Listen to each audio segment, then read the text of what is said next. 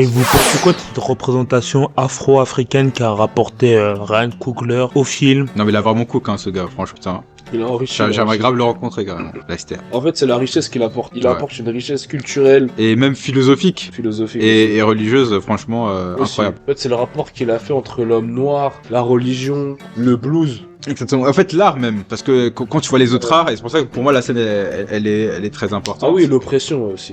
Salut les héros et les héroïnes. Je suis Kembo du média d'Afro-Pop Culture Waxan. Ici, nous décryptons les œuvres de la pop culture afro et africaine avec une vision afro. Mais ça va pas être moi aujourd'hui qui va parler, ça sera mes intervenants, le professeur et Kylian. Je les remercie d'avoir participé à ça car ils ont eu une vision très intéressante de Sinners. Et n'hésitez pas à mettre en commentaire la vôtre, votre interprétation parce que ici, ils ont voulu comprendre ce que Sinners signifiait pour la culture afro et pour les personnes afro. Sinners, je le rappelle, un film record des nominations aux Oscars, énormément de prix. Michael B. Jordan a d'ailleurs remporté le prix du meilleur acteur. Ryan Coogler a aussi gagné un Oscar, celui du meilleur scénario original. Aussi, n'hésitez pas à soutenir des projets africains. Il y a le recueil d'afro-manga de bande dessinée africaine Tama qui est en campagne Ulule. Vous pouvez commander pour recevoir une bande dessinée avec 5 histoires sur les cultures africaines. Vous allez vous immerger et apprendre plus sur l'Afrique en lisant des histoires divertissantes. N'hésitez pas à liker la vidéo, à vous abonner.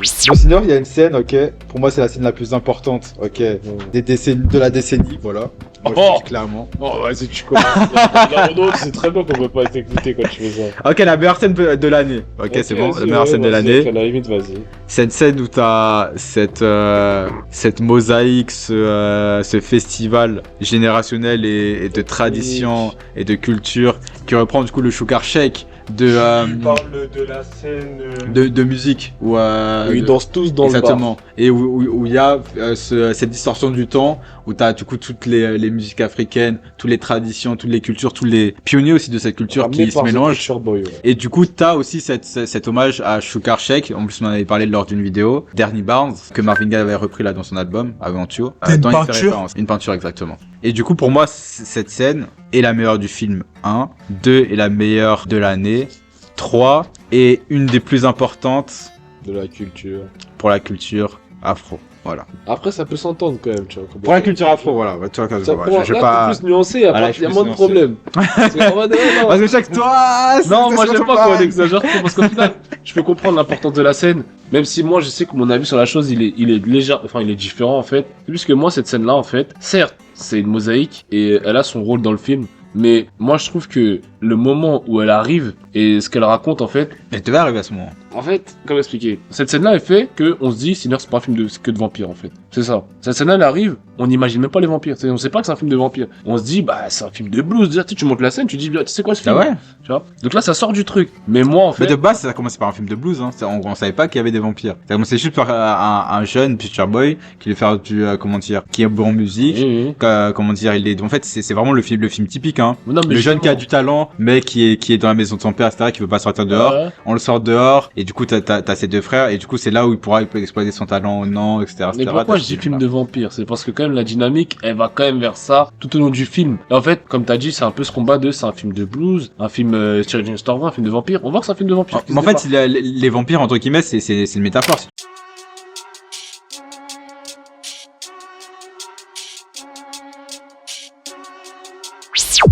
Métaphore, tu sais quoi, vas-y, exprime-toi. Métaphore de quoi? Qu'on parle de cinéma. C'est une métaphore d'appropriation culturelle, selon moi. Ok.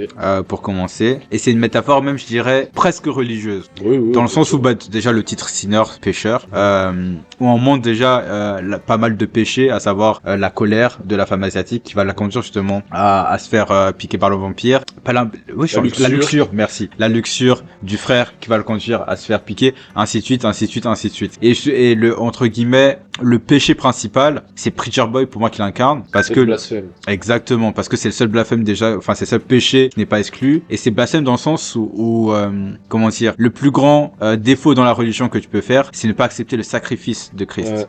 Et c'est pour ça que quand il revient vers son père, et c'est ça que j'ai bien aimé, parce que normalement un film classique, ça aurait oh papa je suis désolé, il revient, etc., etc. Le fait qu'il refuse, c'est en fait de dire que si en fait leur donner ma souffrance, comme Jésus a dit, libérez-vous tirez-vous de vos fardeaux, c'est leur donner mon blues. C'est leur donner notre raison pour laquelle on fait de la musique. C'est leur donner vraiment notre souffrance qui a créé en fait notre musique, notre héritage et tout. En fait, c'est pour ça que pour moi la scène prend du sens. Parce que tous ces genres musicaux là, et comme on en parlait avant, ces genres musicaux, genres musicaux là, se sont créés à partir de cette souffrance-là. Et c'est justement ce message religieux et même je dirais capitaliste à quelques égards qui a fait que on a donné cette souffrance-là pour la vente contre le mainstream, pour la vente comme quelque chose, et que lui refuse de donner. Et donc il garde son blues, et donc il reste un pêcheur. Mais en restant un pêcheur, il reste black en fait. Et il garde son blues. Et ça se continue dans le film par rapport au fait que, on remarque aussi que il a le choix entre l'oppression et une autre forme d'oppression.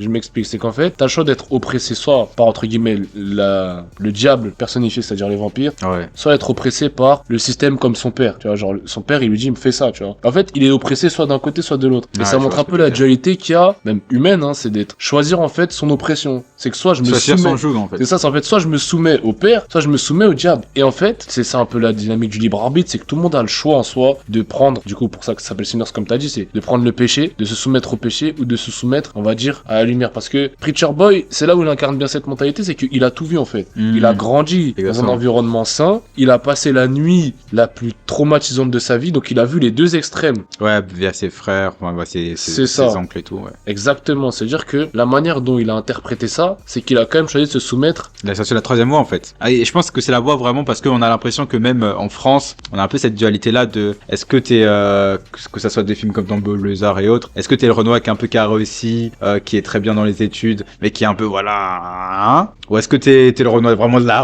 rue, qui n'est pas vraiment les études, qui nique sa mère, qui a dû tout faire pour la famille, etc., que représente un peu du coup Michael B. Jordan. J'ai carrément oublié le prénom des deux frères, mais bon. Stack et Smoke. Ouais. Pile, Stack et Smoke. Tellement il a mal joué dans le film, voilà, je l'ai dit. Ouais, voilà. Manifeste-toi, tu as raison. Il a eu justement un Oscar. On va arrêter avec les Oscars. Ouais, nomination, mais il a perdu, c'est normal. Mais bref. Non, il a encore perdu, hein, ça n'a pas été joué. Et pour moi, non. On revient à l'essentiel. Enfin bref, on revient à l'essentiel. On revient à l'essentiel. Laisse-moi finir. Le frère là qui est mort à la fin. C'était une discrétion. C'était une discrétion. Il tue les. Monsieur, c'était une digression. Je reviens sur mon propos principal. On sort de la digression. S'il vous plaît, on sort de la digression. Pas d'affect, par pitié. Exactement, pas d'affect. Restons cordial à la cour, s'il vous plaît. Reprenons. Et donc je disais que ses frères incarnent. Et en fait, le fait de montrer qu'il y a une troisième voie, en fait, que t'es pas obligé d'être entre guillemets, comme on dit toujours je déteste ce mot, mais je l'utilise, voilà, parce que c'est le mot qu'on utilise. Mais le nègre de maison ou le nègre des champs ou entre guillemets sur internet. Ouais, tu fais un bip, je sais pas. Il a fait un pont. Là, tu dis. Ou entre guillemets, le gars de service ou entre guillemets le mec de cité. Personne va comprendre ça. C'est ça le truc. En tout cas, le nice guy ou le bad guy, etc. Parce que c'est toujours ça. C'est soit t'es très entre guillemets, tu dois être tout black, ou soit tu dois être tout blanc et tu dois être gentil. Et il y a les deux extrêmes. Mais lui, il montre qu'il y a une troisième voie entre guillemets, tu vois. Mais et que c'est porté ce qui est super intéressant ce que je dis, c'est que ça revient à quoi on connaît la dernière fois dans la voiture. Ouais, tu as fait beaucoup d'insight. Après c'est bon. Non, je suis le pire parce que ça c'est même pas un cas. Ça c'est même pas grave. Parce qu'en fait, on en avait parlé, on a dit justement que tu vois l'esprit se manifeste de manière différente chez chacun. Et chacun, on va dire, est appelé à faire quelque chose. Pas forcément l'idée du talent, genre je suis boosté, c'est plus une idée de on a tous une âme et elle nous dirige quelque part. Et en fait, le Preacher Boy là où il incarne bien, c'est que il a pas choisi le bon ou le mauvais côté, il a choisi l'endroit où son âme allait l'emmener. Et c'est un peu ça le principe, c'est que on remarque que dans la vie, il y a pas de bien et de mal. Il y a juste ce que t'en fais. Il y aura du bien et du mal dans tout. Et en fait, le plus important, c'est que tu choisisses l'équilibre qui est entre les deux, c'est-à-dire ce que toi t'as envie de faire. Tu vois, donc tu dois pas faire ce que tu veux parce que c'est bien, ni faire ce que tu veux parce que c'est mal. Tu dois faire ce que tu veux parce que t'as envie de le faire. C'est un peu cette fermeté que ça représente, le fait de vivre de sa passion. Parce que c'est le mot passion qu'on peut associer au Preacher Boy, c'est il aime ce qu'il fait et il fait ce qu'il aime. Maintenant qu'il a choisi. Je tiens à dire que passion, faut faire attention parce que de base c'est un mot religieux qui veut dire la passion. Mais justement, parce que c'est justement dévorant. Exactement, parce qu'on parle de Sinner, on parlait du joug, parce que c'est comme Jésus dit dans les évangiles, prenez, libérez-vous de votre joug, donc de votre blues, et prenez mon joug, parce que mon joug il est mieux, il est plus léger, tu vas sentir mieux et c'est ça que dit le vampire entre guillemets, tu vois. Et lui en fait non, il porte son joug en fait. C'est parce que c'est comme tu disais, il y a pas de bon ou de mauvais choix, il y a juste son choix à lui en fait. C'est ça. Et en fait, techniquement, on peut voir ça comme le fait qu'il a décidé de porter sa propre croix. Exactement. Parce que je dis, il a chargé de la croix comme il l'a fait, tu vois. Il est en train de cook, les gars, voilà, il est en train de cook. Il est en train de cook. Parce que là, on leur dit la spéciale. C'est OG là, non, faudra sortir après. Vas-y. Non, en fait, de vrai, ce qu'on veut dire, pour revenir un peu au spirituel, c'est que le fait de s'écouter soi-même, comme le Preacher Boy le représente, ça montre la bonne voie à suivre. C'est qu'on remarque que c'est toujours des figures d'autorité qui le guident. Soit Smokey Stax, soit son père. Ça veut dire que au partir du moment où il s'écoute soi-même, et c'est là où le film il va emmener, il fait ce qu'il a envie de faire. Et on remarque bien à la fin du film, Stack, il revient le voir.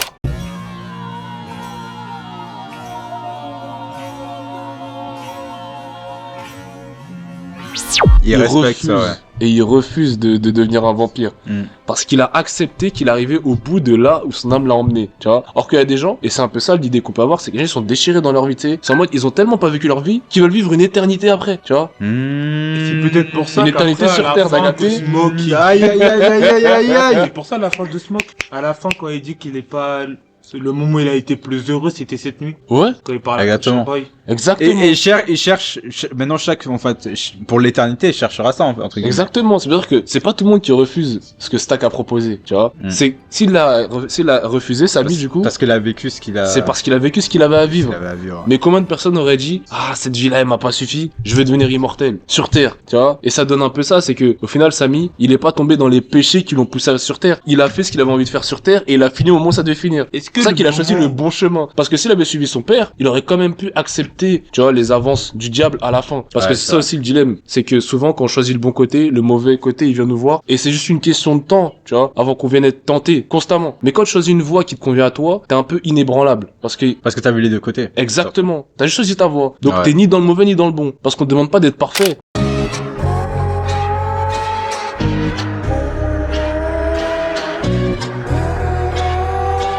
Mais le péché, entre guillemets, et ça on va revenir sur ce qu'on disait, c'est que le péché au final c'est plus une limitation, on va dire, c'est plus un processus qu'une condamnation. C'est que le péché, à force d'en faire, il va t'éloigner de ce que tu es censé faire vraiment, tu vois. Parce que Samy, au final, ça marque bien, tous les péchés du film, ils finissent tous tués, entre guillemets, dans le film, tu vois. C'est quoi le péché? Tu lui laisses la place. En fait, c'est les 7 péchés capitaux. T'as la colère pour l'asiatique, donc qui est en colère parce qu'on a pris son mari. T'as l'avarice pour le mec, là, Slim. Ok. Exactement. T'as la luxure pour, du coup, celui-là qui a couché avec la meuf, Stack, et ainsi de suite. T'as l'idolâtrie avec la meuf là, Annie. Ah oui. Regarde, un des 7 péchés capitaux, c'est il a dit vous n'aimerez aucun autre dieu que moi car je suis un dieu jaloux. C'est un des 7 péchés capitaux, l'idolâtrie. Et Annie, tu connais, elle fait de la sorcellerie. Attends, doucement, oula. Mais elle fait de la sorcellerie. Pas de la sorcellerie, c'est quoi? du vaudou. Non, il faut dire. Ok, pardon, la nuance, c'est du vaudou. Non, mais je crois pas c'est dans les 7 péchés capitaux. Je pense pas que elle, ça rentre dans les péchés, par contre. Potentiellement. Parce qu'elle a bien été représentée, genre, j'aime beaucoup la représentation d'Annie. Moi aussi, j'ai beaucoup aimé le personnage. D'ailleurs, je voudrais un avis. Je crois qu'elle a gagné en plus un Oscar, non? Exact, elle a été nominée. Enfin, elle a été nominée, pardon. Ouais, elle a un super rôle. Mais elle a eu une récompense, je crois. Je voulais vous poser une question, c'est...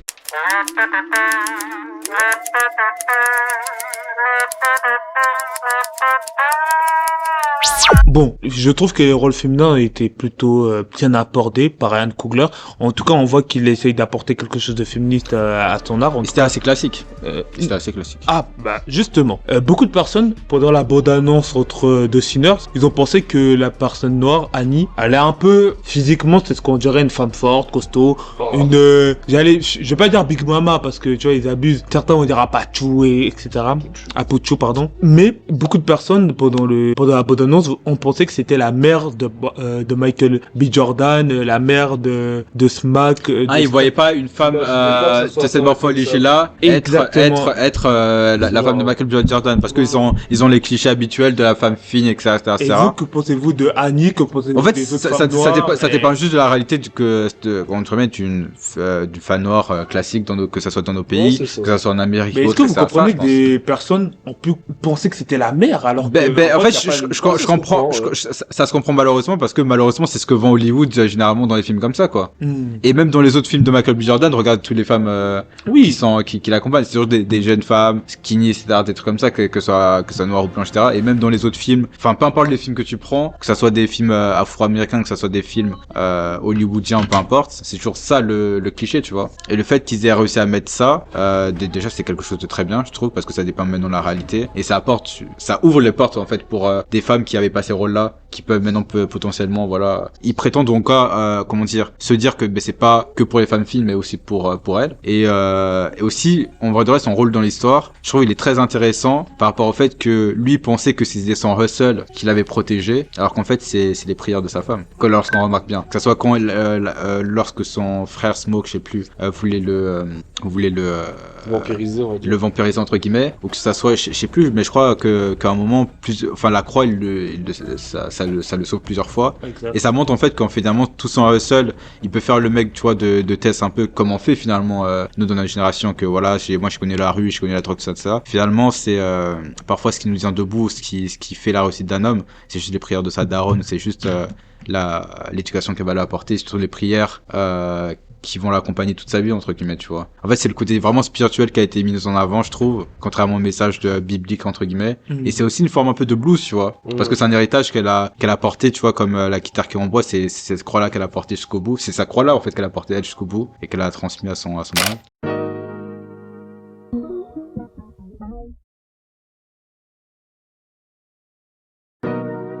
Que pensez-vous de la sexualité dans Sinners? Quand je dis sexualité, c'est pas négatif, hein, c'est vraiment que pensez-vous du rapport au sexe, les relations hommes-femmes, même pas que, mais vraiment du rapport au sexe.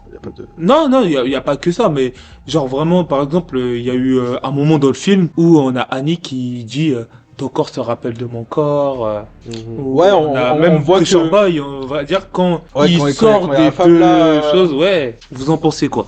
Après, moi, j'ai un avis qui est différent parce que, en vrai, je me dis que dans le cinéma, le sexe, on arrive à un moment où ça fait partie du jeu. On voit ça partout, tout le temps. Dans chaque film, il y a une femme et un homme qui ont une relation sexuelle au bout d'un moment. On est un peu habitué. Moi, je trouve ça dommage parce que on en a fait quelque chose de banal, or que c'est très grave de montrer ça à l'écran. Et je parle même pas pour les enfants, je parle pour mais dans Sinners, c'est grave ou que ça a été bien montré? Dans Sinners, c'est très sacré. C'est sacré, c'est ça qui me dérange aussi. Ça montre que ça peut mener du coup à la luxure et à la mort, comme avec l'autre là. Ouais, être sauvé. Lorsqu'il a une relation sexuelle avec la blanche qui va le mordre. Ouais, être sauvé, comme Smoke qui du coup a un enfant, qui a un enfant qui est mort malheureusement.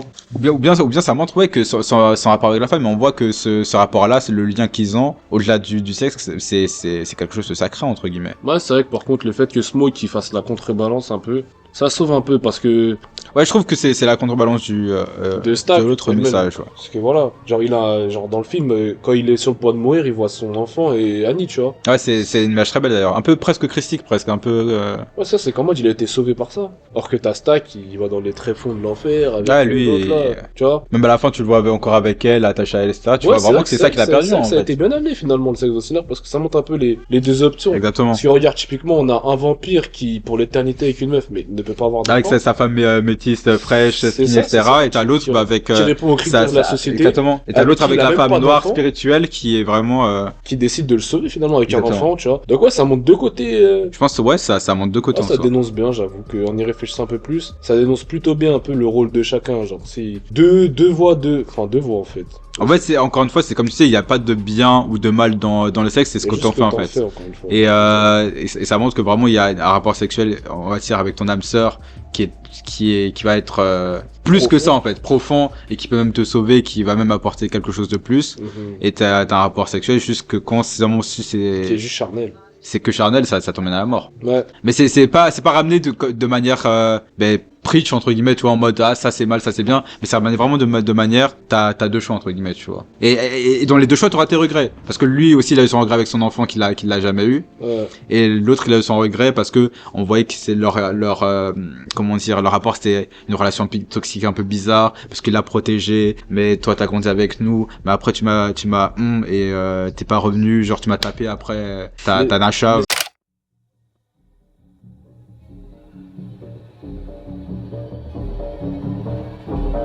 Ce qui est marrant, Tu vois c'est que c'est quand même deux interprétations un peu, je veux dire, christiques des événements. C'est que d'un côté, on a l'éternité sur Terre représentée par les vampires, qui représente la mort hein, dans la religion, et on a l'éternité, on va dire, voilà, en tant qu'esprit, on va dire libre, tu vois, de Smoke, qui fait que lui, il est mort, mais il vit après sa mort. Tu vois ce que je veux dire? Ouais, avec ses enfants, du coup, et sa femme. Exactement. Parce qu'ils sont toujours là en soi. Exactement. Ils sont toujours là, puis ils sont pas bloqués sur Terre. Toujours cette image un peu, ouais. Après, j'aime bien, ça s'appelle Sinners, donc c'est un peu cette. Parce qu'en soi, les vampires, c'est ça qu'ils cherchent. On voit qu'ils sont tourmentés par cette éternité. Ouais. Ils font genre, ils rigolent, etc. Mais ils sont en mode, donne-nous ce que tu as, entre guillemets, tu vois. C'est ça, ils peuvent pas vivre en fait. Ils peuvent pas vivre sans ce qu'on a. Sans la lumière Sans le aussi. blues. Sans la lumière. Sans la lumière.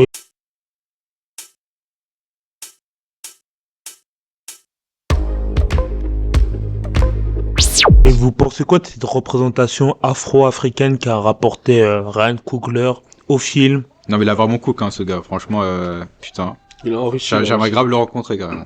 Lester. En fait, c'est la richesse qu'il apporte. Il apporte une richesse culturelle. Et même philosophique. Et religieuse, franchement, incroyable. Aussi. Incroyable. En fait, c'est le rapport qu'il a fait entre l'homme noir, la religion, le blues. Exactement. En fait, l'art même, parce que quand tu vois les autres arts, et c'est pour ça que pour moi la scène elle est très importante. Ah oui, l'oppression aussi. C'est qu'en fait que ça soit le blues, que ça soit la neo soul, que ça soit les griots, que ça soit les danses africaines, que ça soit la rumba, que ça soit le rap, hip hop et j'en passe, toutes nos musiques sont nées de ce blues là en fait, et de cette souffrance là qu'on a nous-mêmes limite comme un processus alchimique. Comment on dit ça, Freud? Sublimé pour en faire quelque chose de beau, en fait. Et d'artistique et de puissant, en fait.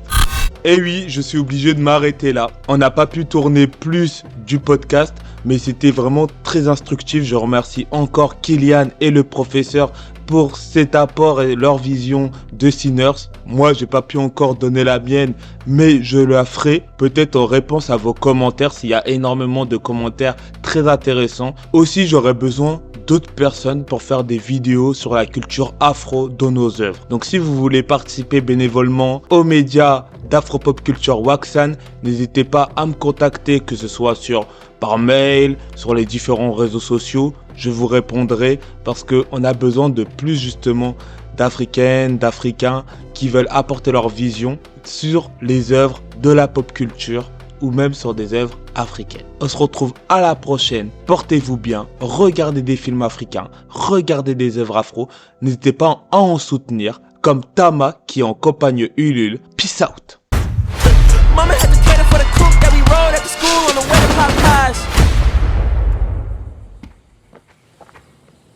You Hogwood?